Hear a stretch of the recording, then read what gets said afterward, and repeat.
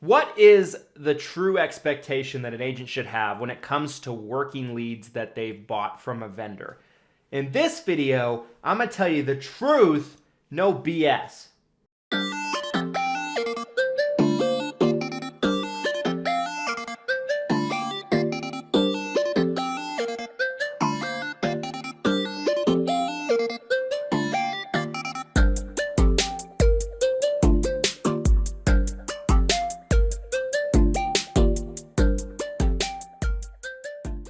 This video is sponsored by none other than Lead Heroes, you guys. Lead Heroes has got you covered when it comes to telemarketing leads, whether it be Medicare supplement leads, final expense leads, turning 65 leads. They just got you covered no matter what it is that you might be looking for. They also got you covered when it comes to virtual staffing, you guys. Lead Heroes has very proficient and very highly trained virtual staff members that you can essentially work with and pay by the hour to have them help you in your business. And they've already gone through the vetting process with Lead Heroes, guys. There's no sign-up fees. They just got something for everybody no matter what you're looking for, whether it be leads or virtual staff. And just because you watch this video, they're going to give you 10% off any order you make on the website. Link to the site can be found down in the description, as well as a coupon code. So go ahead and check them out. All right, you guys, let's talk about leads and reasonable expectations. So I know what I'm talking about when it comes to leads. I have probably worked every type of lead under the sun, going all the way back to shared internet leads, right? 6, 7, 8 years ago, right? Direct mail leads, Facebook leads, age leads, you name it, I've worked it. And one thing that's important to understand when it comes to leads is a lead is a lead is a lead. A lead is, simply put, a piece of paper with a person's name and number on it. It's a form, a document, whatever you want to call it, with someone's contact information that has expressed vague interest in talking to you about your product or service. And that is it. So a lot of people have this expectation where they come into the business, and you can kind of spot it, right? People that have been in the industry a long time understand what I'm about to say, but you can tell when somebody's brand new to the business or they have virtually no experience in the business by kind of some of their expectations right off the bat. And maybe somebody's planted those expectations in their mind, right? Maybe there's somebody that actually sold them some leads, or maybe it's somebody that recruited them into the business and said, hey, we got these leads and they're amazing, close them all, 100% close ratio. My friends, the normal closing ratio for leads, this has been my experience, the average closing ratio, give or take, for a batch of leads is typically going to be about 20%. Anything above 20% is above average.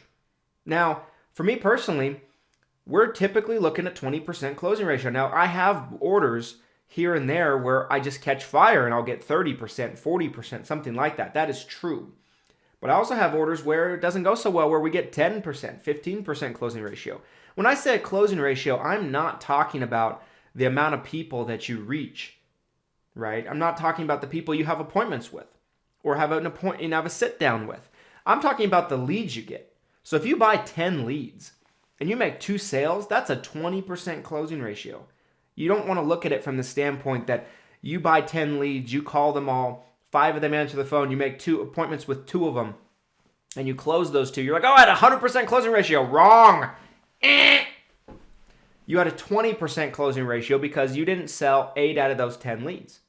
And you know what? That's okay. Let's do some math here. This is one thing that people need to realize. If you bought, let's say you bought leads, and nowadays to buy leads from a vendor, you're probably going to be looking at about $30 a lead, maybe a little more, it just depends. But let's just say it was $30 a lead. You bought 10 of them, you spent $300. If you sell 2 policies, and let's say, you're making an average of $300 in first year commission, it's probably going to be more than that realistically, depending on what you're selling. But let's just say that is in the Medicare space, just to be conservative, right? I always like to be conservative with my numbers. You sell 2, you doubled your money by closing 20%. And the reason why people don't close 50, 60, 70, 80, 90% on a consistent basis when it comes to lead, and nobody ever does, nobody ever has, because there are certain circumstances that cause you not to be able to write the business, right? Even for people that are interested, you're going to run into people that, like, let's say if you're selling Medicare supplements, you're going to run into people that can't pass health questions or underwriting. You're going to run into people that are on the best plan. They might be interested in shopping their plan, and they might not just be naive to how good their plan is, but they might be on the best plan for them. You can clearly see that as a broker, and you have to walk away. Can't write that person. Out of your control, by the way. And you're going to have probably over half of the people will never answer their phone, no matter how many times you call. There are too many factors, no matter how good of a salesperson that you are. And trust me, I've been a top producer for 6 insurance companies. I am one of the Medicare sales experts in the country that trains agents on a day-to-day basis on how to do better in their business and how to make sales. Trust me when I say this, you're looking at somewhere between, depending on the order, 10 to 30%. Is somewhere in there, 20% is probably going to be your average in terms of closing ratio. Now, this does not include referrals or marketing that you might do that brings in traffic. That's why, in my opinion, I think long-term, the goal and the battle cry for your business as an independent agent should be to build your business in a way that where you're working an exclusivity of people that are coming in through inbound traffic, people that saw advertisements, people that were referred to you, the whole 9 yards, right? That whole demographic right there. That's where the long-term effects should come from. That's what the long-term focus should be for your business. But when it comes to buying leads, that's what you're going to be looking at. So if I see somebody that comes, into the Facebook group or whatever the case might be, or I have a conversation with them and they're like, well, if these leads were any good, I'd close 80% of them. Wrong. And you just haven't cut your teeth. You just haven't had any experience in the Medicare and the insurance industry to kind of know how it works. Just understand that. But a 20% closing ratio, you'll make a lot of money. And anything above that, you'll make an exceptional amount of money. Your ROI will be significant compared to what you're spending. People think they have to close 6 out of 10 deals. They never do the math of what they're actually going to be making if they even close 2 out of 10 or 3 out of 10. If you close 1 out of 10, in a lot of cases, not always, but in a lot of cases, you might even break even. So it doesn't take a lot to be profitable with leads. Anyway, you guys, I hope you found this video helpful. I felt like this was something that I needed to make to kind of put this out there, to tell the truth about this, because there's so many people that are just straight up not telling the truth.